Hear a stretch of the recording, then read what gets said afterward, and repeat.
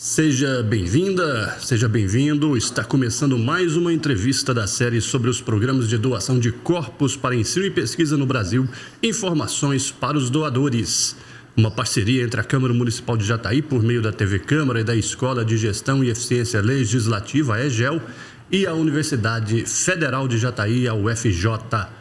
Hoje vamos conversar com o professor Dr. Marcelo Marques Soares sobre o programa de doação de corpos da Universidade Fevale do Rio Grande do Sul.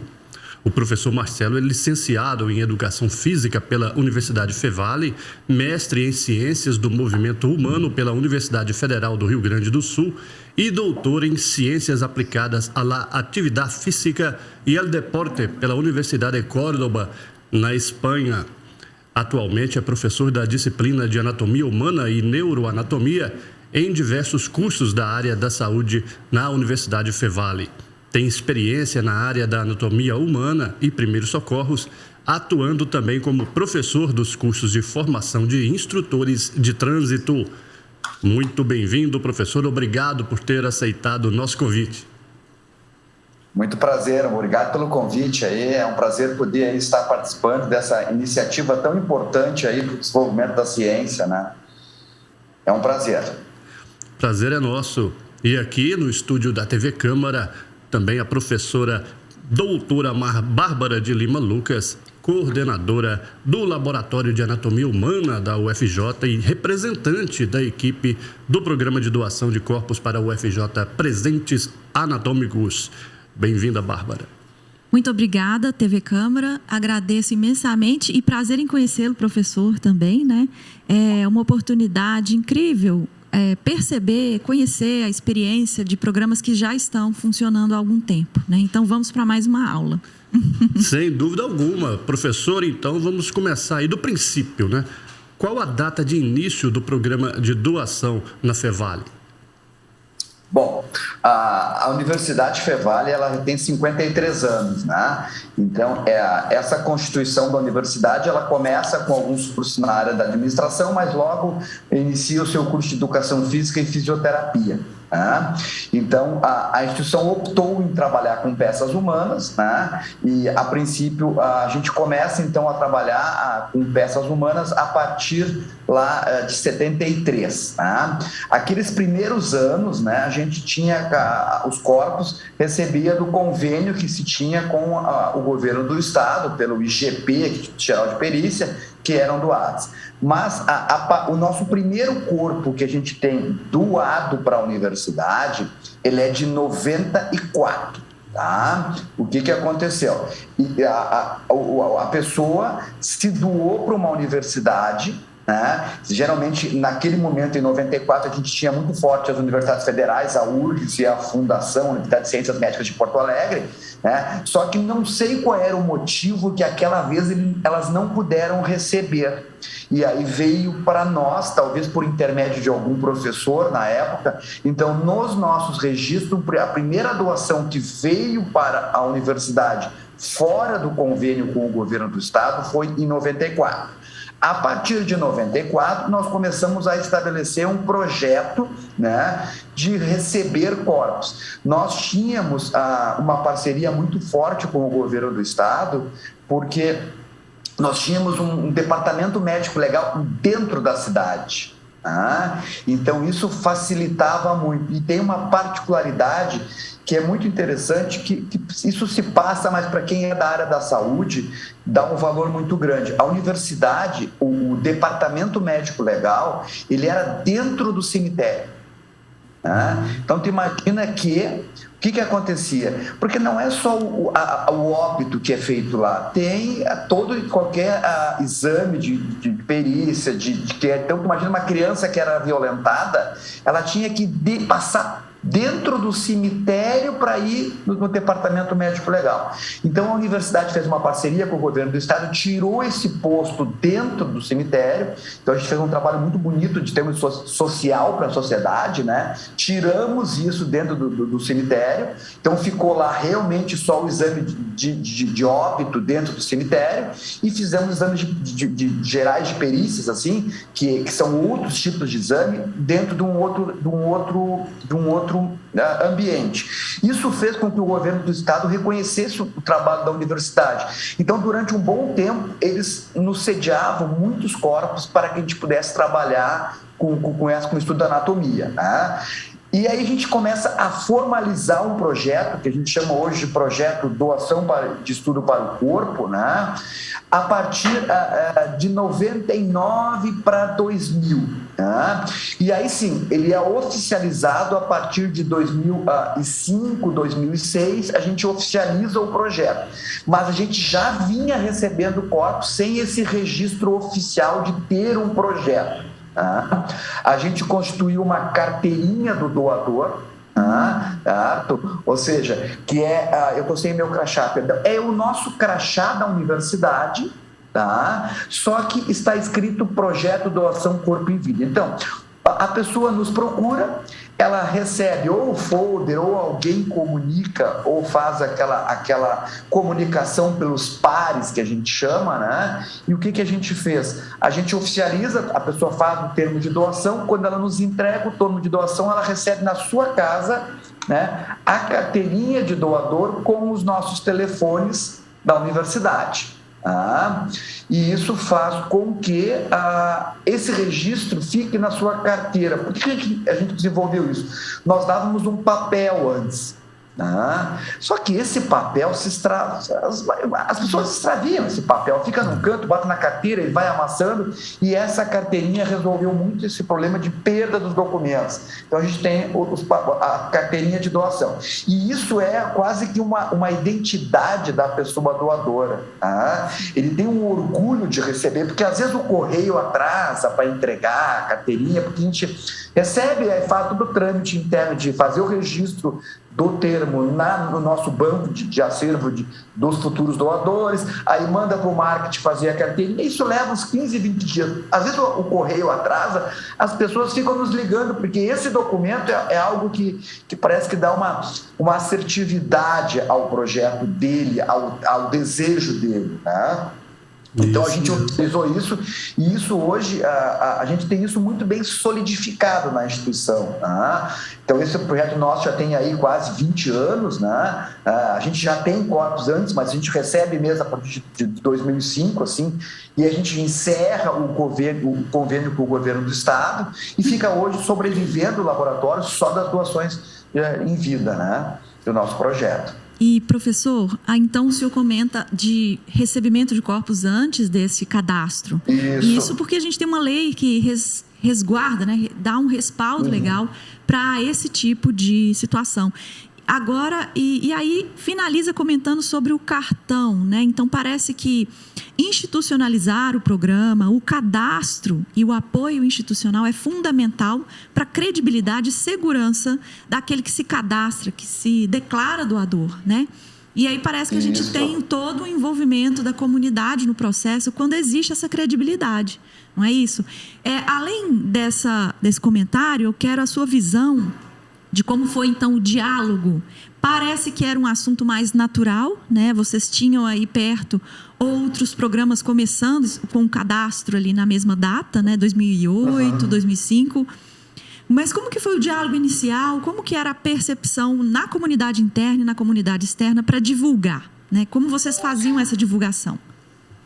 Bom, eu acho que nós temos a felicidade, né, a Bárbara e João, porque o nosso laboratório, né, ele tem o nome de um técnico, Laboratório de Anatomia Lauro Bax. Lauro Bax trabalhou 43 anos aqui na instituição, e quando ele sai, a instituição pede a autorização dele para botar o nome dele no laboratório. Isso é um registro de todo o trabalho assim, importante que ele fez durante o desenvolvimento todo. E o seu Lauro era um senhor de muita simplicidade, como muitas vezes é característico dos técnicos, né? Era um técnico de enfermagem que trabalhava na instituição, acabou indo para o departamento da ciências lá para cuidar dos exames da educação física, já está na piscina, depois ele foi levado para cuidar da anatomia. Naquela época nós tínhamos uma anatomia muito incipiente, começando com o curso de fisioterapia e educação física, e ele foi ficando, e ele foi um funcionário, digamos, exemplar. Foi convidado para mais de 40 formaturas como funcionário homenageado. E ele tinha, na sua simplicidade, um grande divulgador do projeto. Então, ele era o porta-voz do projeto. Então, ele divulgava para os alunos, divulgava no Lions que ele participava, divulgava na comunidade da qual ele participava no bairro, que ele era um futuro doador. Ele veio a falecer o ano passado, não recebemos a doação dele, mas ele sempre teve o desejo de doar. Então, ele foi o grande porta-voz do projeto. E o que aconteceu? O projeto, a partir do momento que a gente solidifica e vai para esses ambientes como Lions, asilos, que foi também um ponto forte que nós temos. Como nós tínhamos fisioterapia, a gente prestava um serviço de fisioterapia voluntário nos nossos estágios nos asilos, e aí a nossa fisioterapia conversava muito com a técnica em enfermagem, dizia, olha, a gente tem um projeto lá, levava o folder, e isso foi capilarizando de uma maneira tal que basicamente a gente não precisou de grandes esforços de mídia a nível de jornal, de site para divulgar. Tivemos um ou outro insights no jornal, mas basicamente a gente foi até porque só tínhamos nós em Novo Hamburgo e a universidade ao lado, que é a Unicinos, não tinha esse projeto ainda, porque tem uma questão religiosa, importante aí, que a gente tem muita clareza isso, porque a Unicinos é jesuíta. Nós não temos uma agregação religiosa na nossa fundação. Isso facilitou o trâmite. Quem trabalha compreende um pouco a dimensão da morte, ela tem um significado muito forte para a religião. Então, a gente tem que saber trabalhar isso muito bem. Então, a gente teve essa vantagem, que a Unicinos ainda não estava nesse projeto, então a gente meio que capilarizou. E aí, a região toda da cidade, em volta, porque Novo Hamburgo é uma cidade de 200 mil habitantes, mas em volta de Novo Hamburgo nós temos um cinturão com quase 500 mil habitantes. Então, isso foi, de certa forma, muito rápido, essa capilaridade. E aí, claro, tu começa a se consumar as doações, e aí é um efeito cascata, O pai doa, daí o irmão doa de novo também, daí a tia do irmão doa, e aí a gente teve sempre muito cuidado na questão da doação, de transformar ela num processo muito tranquilo para a família. De, por exemplo, acompanhar ela na hora de todos os trâmites burocráticos, ter uma única funerária para fazer o translado. Certo? Isso é uma coisa, um detalhe. Então, a gente pegou uma funerária muito tradicional de Novo Hamburgo, que ela é a que faz o translado, ela acompanha o familiar, a gente conversa, a gente coloca a nossa psicologia à disposição do familiar, certo? E a gente conversa, a gente abre o laboratório caso a pessoa, o doador queira vir. Muitos vêm ao laboratório, outros fazem por telefone, a gente encaminha o termo por telefone. Uma das dificuldades iniciais que nós tivemos foi quando a gente começou a fazer a certidão de óbito. Porque hoje aqui em Novo Hamburgo é tranquilo, lá no cartório eles já nos conhecem, Mas quando a gente ia em cidades pequenas ao redor de Novo Hamburgo, nossa, a gente já teve um caso por uma cidade pequena que o rapaz não queria fazer a certidão de óbito porque ele não entendia, nunca tinha feito uma certidão de óbito, ou que não era enterro, ou que não era a cremação, que ia ser doado. Então ele teve que ligar para o superior para entender a situação. Isso hoje meio que está muito tranquilo, mas ainda temos algumas dificuldades quanto a isso quando a gente vai num cinturão maior, em cidades menores. Novo Hamburgo não há mais problema. O nosso grupo aqui que acompanha, já sabe, a própria funerária já sabe. Então, essa construção da divulgação, ela se deu muito por esses caminhos, assim, de formas mais naturais. Não fizemos grandes investimentos em mídia. Fizemos o folder porque muitas pessoas pedem informações e a gente tem um material bem simples, assim, com uma linguagem bem simples, porque geralmente as pessoas que nos procuram são pessoas simples, que a gente tem que fazer essa passagem de informação com tranquilidade. E sempre garantimos, isso não é um contrato. Se a pessoa não quiser, não há problema algum. A gente deixa bem claro isso, Sim. É verdade. E, professor, quantos alunos atualmente cursam anatomia humana na Fevale? Pois então, a gente começou como eu conheço, nós temos uma instituição de 53 anos. Começamos com 2 cursos na área da saúde, educação física e fisioterapia. A partir de 99, nós nos transformamos em centro universitário e depois em universidade em 2010. E aí sim, a gente houve uma grande explosão de cursos na área da saúde. Hoje nós temos todos os cursos da área da saúde, só não temos radiologia, mas temos medicina, temos odonto, temos a enfermagem, temos a biologia, temos a biomedicina, temos quiropraxia, somos a única no país nosso, São Paulo, com quiropraxia, temos a nutrição, temos farmácia, temos aí um rol de todos os cursos. Atualmente, a gente chegou a ter na anatomia 38 turmas, então com uma turma mais ou menos, dava quase que, a gente sempre dizia, nós éramos o curso da universidade, claro que nós não somos um curso que teria mais alunos naquele semestre. A pandemia nos afetou um pouco, né? A gente perdeu alguns alunos na pandemia, agora voltamos à presencialidade, mas hoje a gente deve estar neste semestre com 600 alunos com anatomia, cursando anatomia. Chegamos a ter quase 1.000 e poucos alunos num semestre cursando anatomia. A gente tem aula manhã, tarde e noite, de segunda a sexta-feira, e abre sábado, manhã e tarde o laboratório para estudo. Muito certo. Bom. E quantos participantes cadastrados atualmente em vida, né? Doadores? Aproximado uns 180. A gente tem registro desde de 96, 97, que era termos que a gente tinha ainda num termo antigo, a gente manteve esse termo, mas a partir do termo atual, junto com a legislação, que a Bárbara citou antes, a gente tem aproximadamente 180.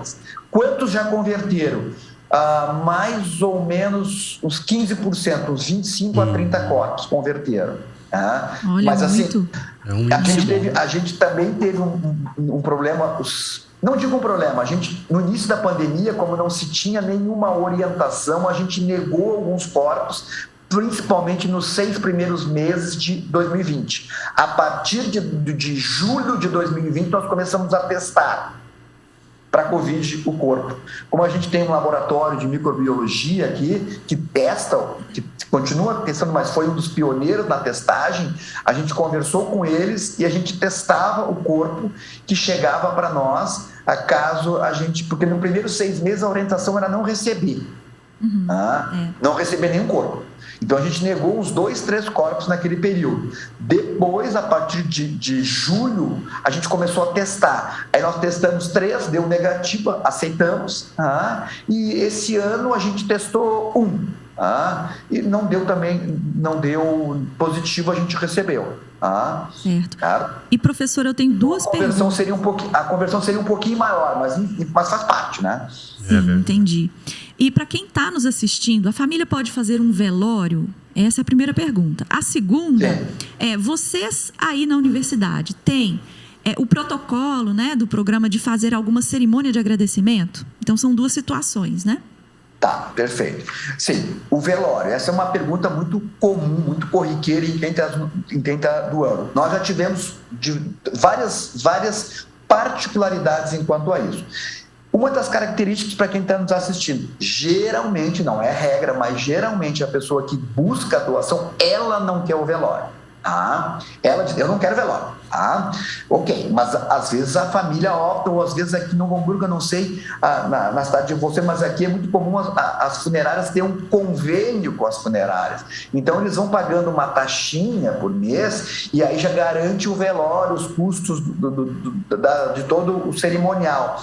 Então às vezes a pessoa nos procura e diz, eu já tenho. Quem quer fazer, pode fazer. Geralmente a gente faz, como aqui é frio, não é uma temperatura muito quente, geralmente a gente aguarda um velório, faz o velório se é a opção da família, e depois a cerimonial é comum, vem para nós depois de fazer a despedida. Já aconteceu, por exemplo, de a pessoa não querer um velório, mas um dos filhos, por exemplo, está distante. Então a gente recebe o corpo na universidade, coloca ele numa sala específica e aguarda o familiar vir fazer as despedidas. Isso já aconteceu mais de uma vez, tá? Às vezes o pai diz, eu tô com o meu irmão que está longe, dá para aguardar sim. Quanto tempo ele vai levar 2 horas, não tem problema. A gente recebe o corpo, porque geralmente nos hospitais, ou nos asilos, eles nos pedem uma certa agilidade, né, para tirar o corpo de lá, porque quando é num asilo, aquilo faz todo um rebuliço na rotina, né? Tem um corpo naquele quarto que já está falecido, então a gente tenta agilizar muito para ser rápido. Então a gente não pode, às vezes o asilo não espera o familiar, então nós aguardamos aqui na universidade. E aí eles fazem a despedida, cada um tem as suas crenças, né? E depois sim a gente faz. O segundo passo, a gente tem o memorial da anatomia que está em fase, que era para ser implantado em 2020, mas com a pandemia ele ficou meio que parado, né? A gente faz uma carta de agradecimento do reitor aos familiares, são 2 momentos. Quando ele recebe a carteirinha, ele recebe uma carta de agradecimento pelo gesto. E depois a família recebe uma outra carta de agradecimento depois do ocorrido.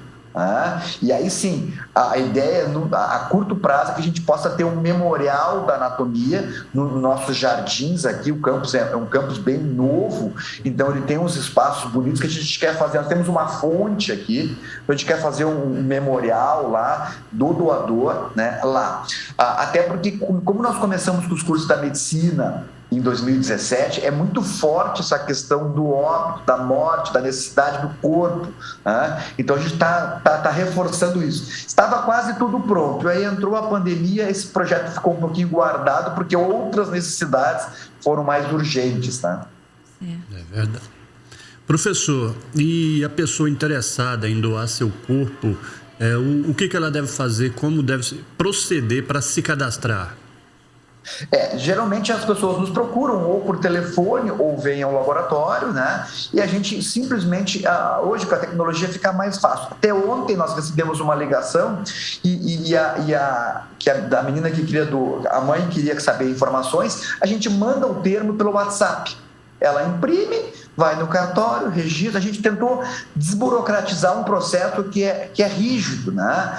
E uma outra coisa que também nós desenvolvemos nos últimos anos foi 2 outros processos, que é o natimorto, o feto, né? Que aí a gente também fez parcerias com os hospitais da cidade.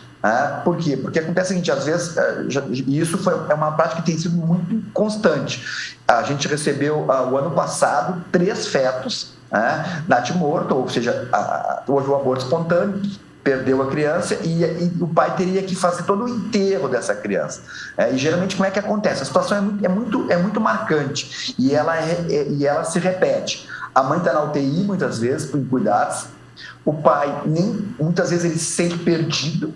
E aí a enfermeira disse, olha, existe um projeto de doação, tu quer doar para a universidade? Eu quero. Ele liga para nós, a gente vai com a psicologia junto, a psicologia conversa com o pai, certo? E a gente faz o trâmite todo com o pai, no cartório faz a certidão de nascimento, a certidão de óbito, e faz o translado.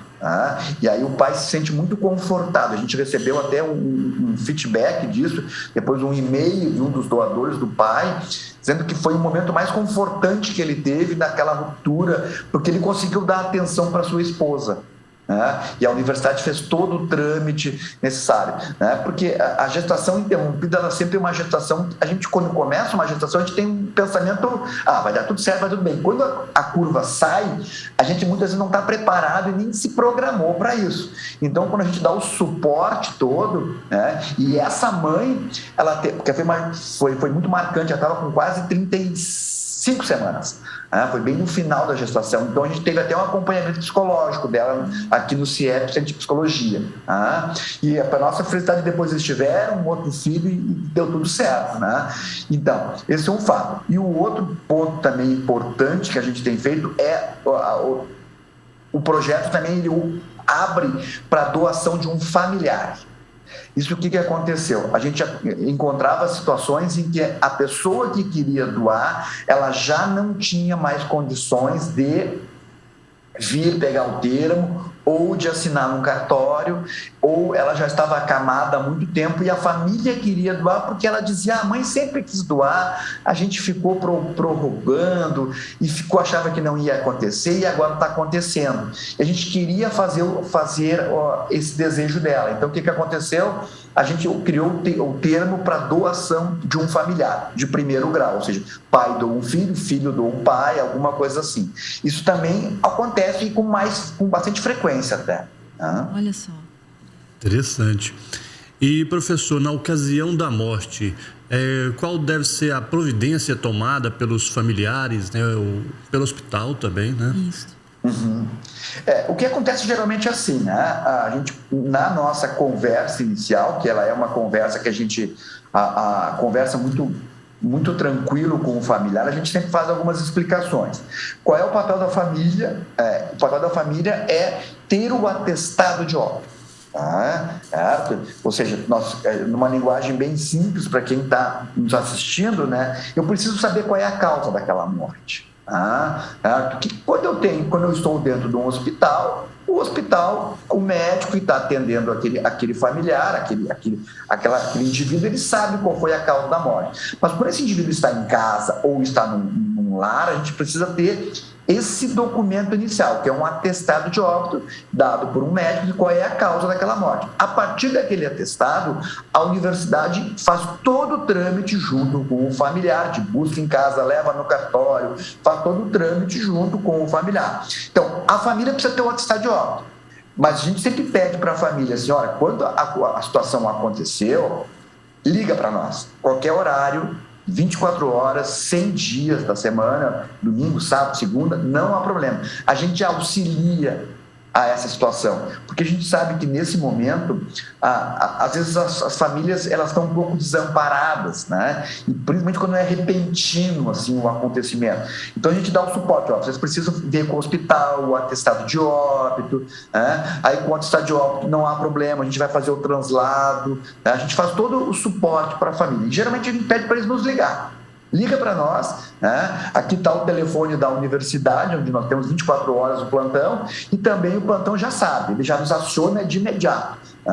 De imediato a gente já faz. A gente tem atendido assim, em questão de 1 hora a gente já está no local onde foi. A gente tem um trâmite aqui na universidade, né? Esse projeto, que tem a parte que é dos bastidores do projeto, né? Por exemplo, eu nunca posso ter um técnico de férias.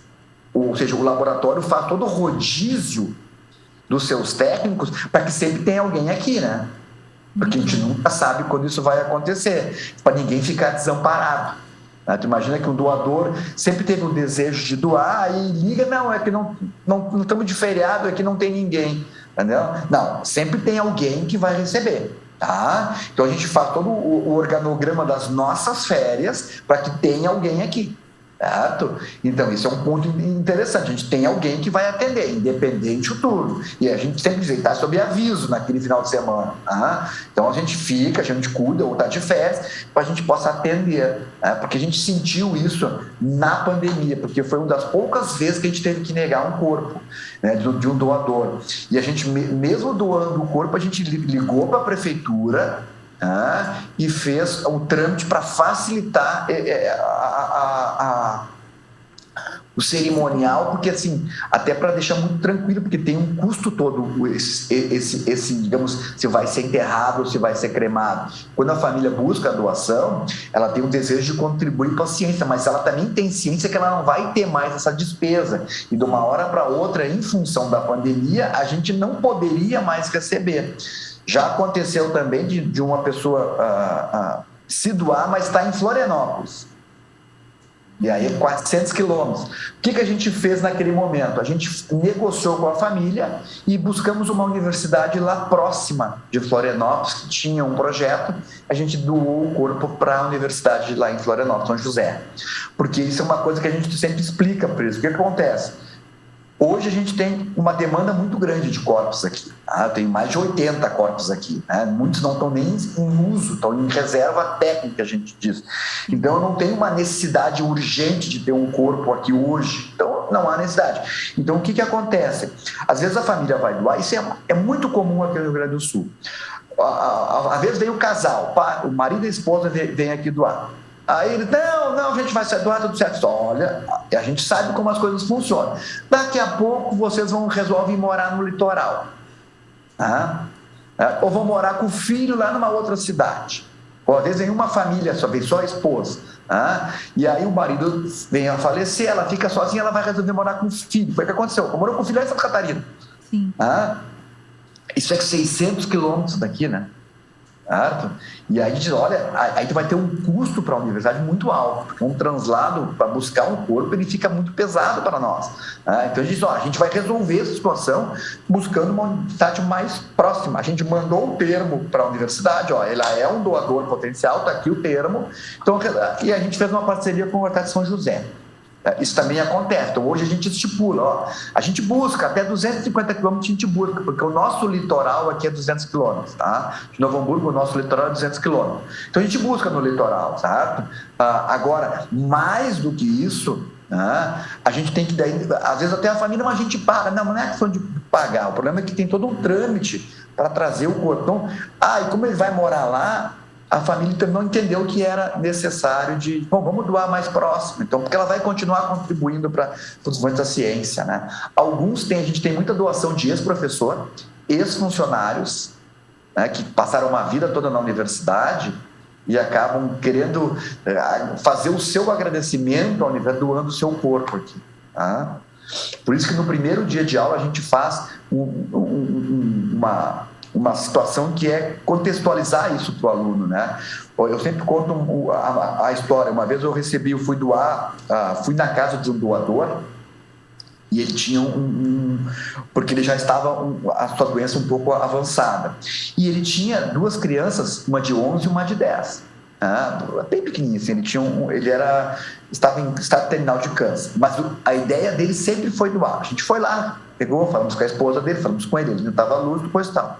Nossa surpresa, 10 anos depois, sou chamado aqui na reitoria. Sobe aqui que precisamos falar contigo. O que aconteceu? A filha dele veio fazer fisioterapia aqui. E ela sabia que o pai estava aqui. Então o reitor disse, a gente recebeu aí junto com o coordenador do curso, aí a gente recebeu um pedido, coisa e tal, queríamos ver como é que está a situação desse corpo lá, e esse corpo era muito interessante porque a gente não descaracterizou ele, porque o que aconteceu, como ele tinha, e essa talvez seja o grande vantagem da doação, que a gente sempre diz para o aluno, quando o corpo vem do departamento médico legal, depois de uma perícia, de uma necrópsia lá que tu identifica, ele vem descaracterizado muitas vezes. Ele vem cortado porque o legista precisa saber qual é a causa da morte. O papel dele é investigar. Mas quando ele vem com a doença, num tumor, numa cirrose, num infarto do miocárdio, no edema pulmonar, a doença vem junto. Então, a gente tem, por exemplo, a possibilidade de mostrar a relação clínica. Olha como é que é um coração, olha como é que é um coração com uma cardiopatia, olha como é que é um tumor, ele tinha um tumor grande, olha como é que é um cérebro com um AVC ou um Alzheimer, uma diminuição do tecido cerebral. Isso é enriquecedor para o desenvolvimento do aluno, né?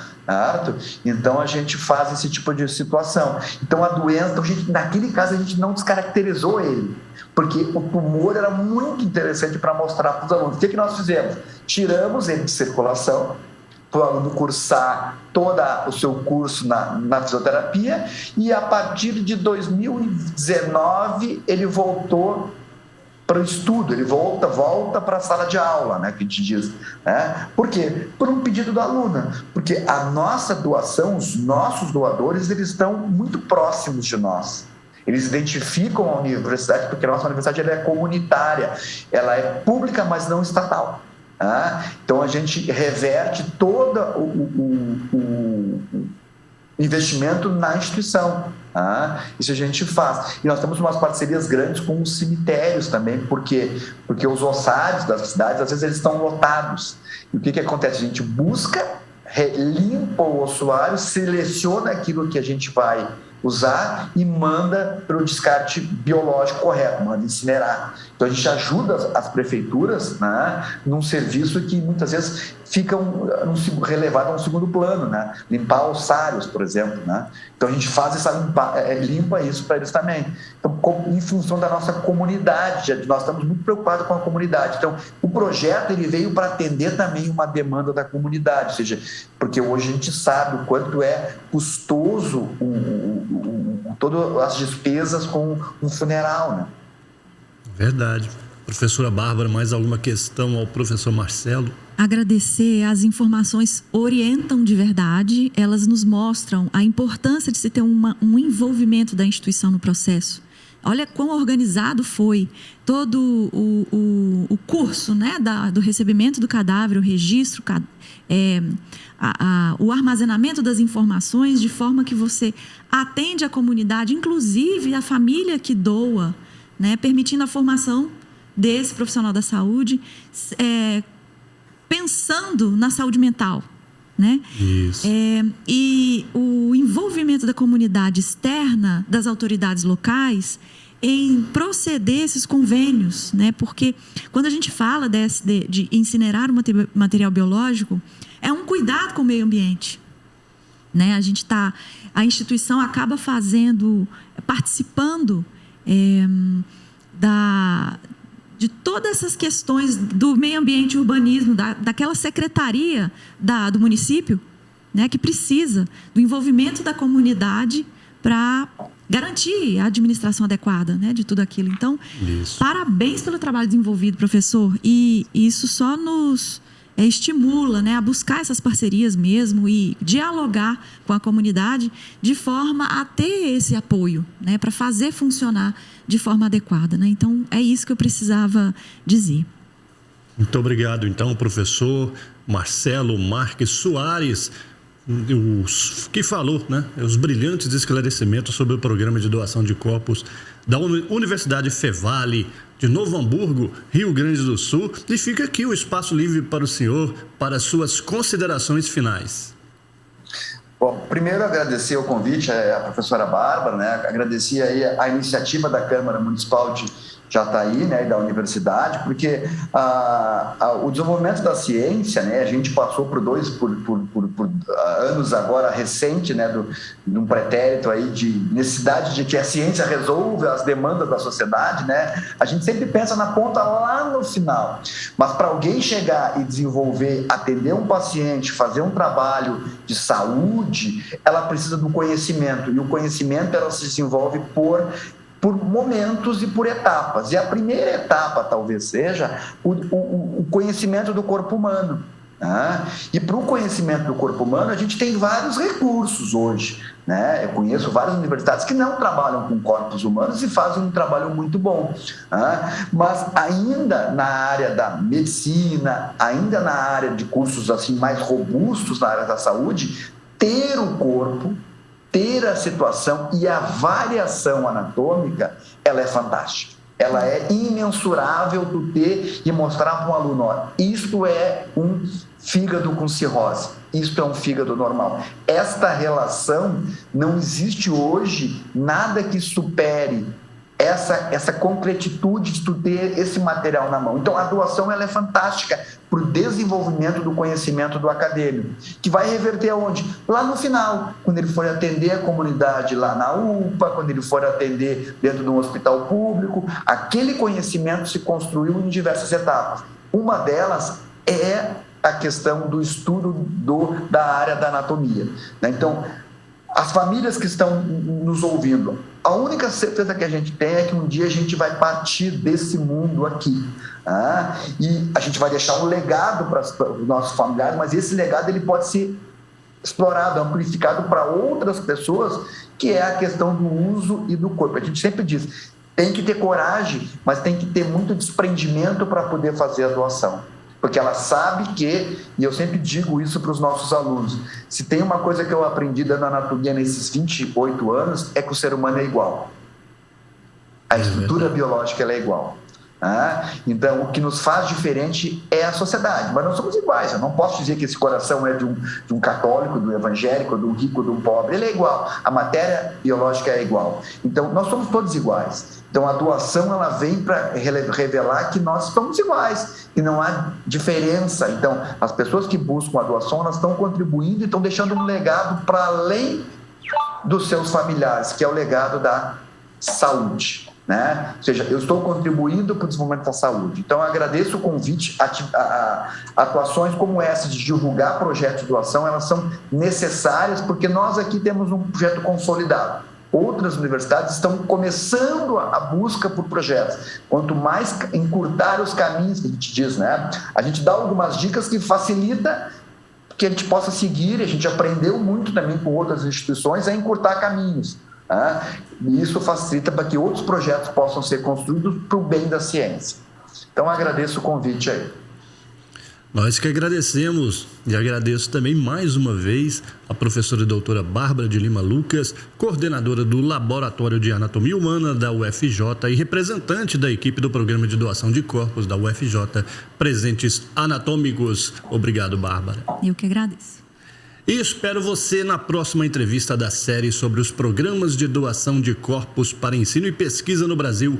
Informações para os doadores, uma parceria entre a Câmara Municipal e a Universidade Federal de Jataí. Até lá!